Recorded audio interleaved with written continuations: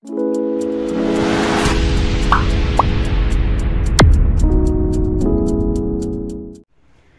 Everyone, this is doctor Akanksha here. Welcome back to my channel fitness expresso.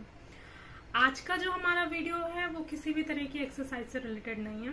आज मैं आपके साथ अपना एक्सपीरियंस शेयर करने वाली हूँ, क्योंकि कुछ दिनों पहले मैं कोविड पॉजिटिव थी और इस एक्सपीरियंस में मैं ये शेयर करना चाहती हूँ कि क्या डाइट प्लान हमें फॉलो करना चाहिए अगर हम कोविड पॉजिटिव हैं, जिससे हमारी इम्यूनिटी जल्दी बूस्टअप हो और हम जल्दी रिकवर करें। लोगों के पास बहुत सारे सवाल होते हैं कि हम इस कोविड के टाइम में, इस पैंडेमिक के टाइम में क्या चीजें खाएं जिससे हमारी इम्यूनिटी बूस्टअप हो। तो मैं ये नहीं कह रही हूँ कि जो मैं अपना डाइट प्लान फॉलो कर रही हूँ वो आप भी फॉलो करें, लेकिन मैं अपना एक्सपीरियंस शेयर करना चाहती हूँ आपके साथ कि मैंने 14 to 15 डेज क्या क्या डाइट प्लान फॉलो अप किया है। और पर्सन टू पर्सन वेरी करता है, किसी का टेस्ट और स्मेल जल्दी आ जाता है, किसी किसी का टेस्ट और स्मेल बहुत ही देर में आता है, लाइक 20 to 22 डेज में, और किसी किसी का बहुत जल्दी ही आ जाता है, लाइक 12 to 14 डेज में। मैं बहुत जल्दी रिकवर कर गई थी, विद इन 14 डेज में रिकवर कर गई थी और 12 से 13 दिन में मेरा टेस्ट आ गया था। मॉर्निंग में सबसे पहले उठने के बाद मैं हमेशा गर्म पानी पीती थी, 2 गिलास गर्म पानी पीती थी। देन उसके बाद फ्रेश होने के बाद मैं गिलो का जूस पीती थी। गिलो का जूस मार्केट में अवेलेबल है, आप उसको 30 ml ले सकते हैं, उसमें पानी मिक्स करके आप उसे पी सकते हैं खाली पेट। गिलो का जूस पीने के बाद मैं एक नारियल पानी पीती थी। नारियल पानी पीने के मैं आधे 1 घंटे बाद फिर अपना ब्रेकफास्ट करती थी। ब्रेकफास्ट में मैं हमेशा एग खाती रही हूँ शुरू से, और अभी भी एग ही खाया है मैंने ब्रेकफास्ट में।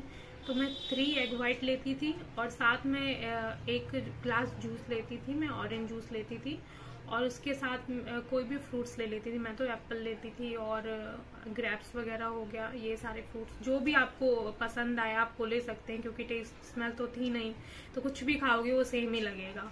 और मैं वाटरमेलन खाती थी, क्योंकि वाटरमेलन मेरे को पसंद है। और कोविड की कंडीशन में जितना ज्यादा रोल मेडिसिन का है, उससे ज्यादा रोल आपके खाने पीने का है। आप खाने पीने में ध्यान रखोगे दवाइयों के साथ साथ, तो आपकी इम्यूनिटी बूस्टअप होगी ही।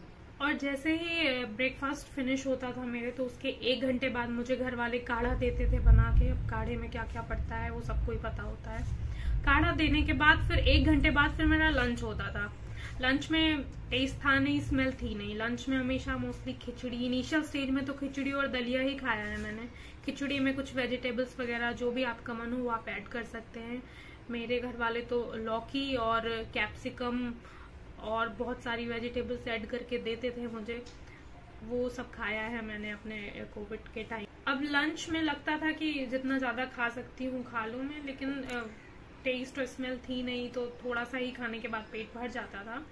फिर उसके 1-1.5 घंटे बाद भूख लगती थी, तो अब उस टाइम दोबारा से थोड़ा ना खिचड़ी खाती, तो फिर उस टाइम में 1 गिलास दूध लेती थी, क्योंकि कोविड के टाइम में थोड़ा सा कफ भी होता है, ड्राई कफ होता है, तो रात में अगर आप दूध पियोगे तो फिर वो और ज्यादा खांसी होगी। तो मैं तो दोपहर में ही दूध पीती थी, और उस पर हल्दी मिक्स करके देते थे घर वाले मुझे, तो मैं वो टर्मरिक मिल्क पीती थी। तो हल्दी वाला दूध पीने के बाद मेरे को फिर से भूख लगती थी 1-1.5 घंटे बाद, तो मोस्टली मैं फ्रूट्स ही खाती थी, क्योंकि और किसी चीज का टेस्ट मेरे को समझ आता नहीं था। और फ्रूट्स में भी सारे फ्रूट्स खाती थी ऑलमोस्ट मैं, लेकिन वो सारे सेम ही लगते थे एक जैसे। फिर उसके बाद रात के में भी लाइट ही खाना होता था, तो उसमें भी या तो दलिया होती थी, या तो खिचड़ी होती थी, या तो 1 रोटी होती थी, दाल होती थी, क्योंकि इससे ज्यादा खाया नहीं जाता है। और रात में सोने से पहले हमेशा काढ़ा पीने के लिए दिया जाता था। काढ़ा पीती थी मैं, और उसके बाद फिर अपनी मेडिसिन लेती थी, और हमेशा गर्म पानी ही पिया है, और दिन में 6 टाइम्स स्टीम ली है, और स्ट्रेप्सिल हो गई, और बहुत सारी चीजों का यूज किया है। और ये जो टेस्ट और स्मेल होती है ये परमानेंटली नहीं जाती है, वो आ जाती है कुछ दिनों बाद, लेकिन ये पर्सन टू पर्सन वेरी करता है।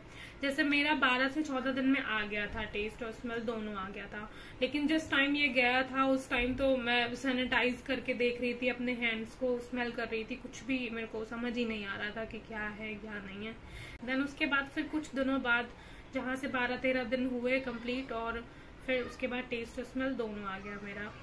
लेकिन हर किसी का इतनी जल्दी नहीं आता, मैं बहुत जल्दी रिकवर कर गई हूँ, क्योंकि मेरा डाइट प्लान हमेशा सही था, और वीक होने के बावजूद भी मैं डेली वर्कआउट करती थी।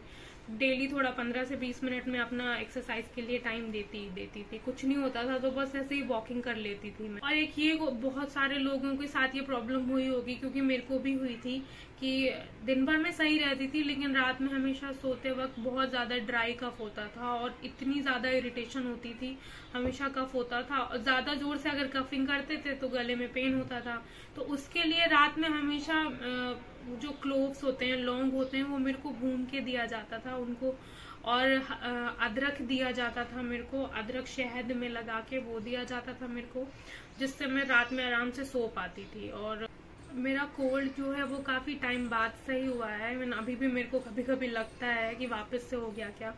और देन उसके बाद मेरी जो ब्रेथलेसनेस थी वो मेरे को काफी ज्यादा थी, सांस लेने में मेरे को बहुत ज्यादा ही दिक्कत हो रही थी, क्योंकि हमेशा डबल मास्किंग कर रही थी मैं। डबल मास्क लगा के ही मैं रूम पे भी रहती थी, अपने अकेले रूम में ही थी मैं, तो हमेशा डबल मास्क लगा के ही रहती थी मैं। तो मेरे को होती थी प्रॉब्लम, लेकिन अगर मास्क हटा देती थी तो और ज्यादा ड्राई होता था मेरा गला। तो उसके लिए फिर अभी मतलब 15 to 17 डेज बाद मेरा ब्रेथलेसनेस सही हो गया। फिर इजीली थोड़ा सा मैं सांस लेने लगी, लेकिन मेरे को दिक्कत बहुत ज्यादा थी, सांस लेने में बहुत दिक्कत हो रही।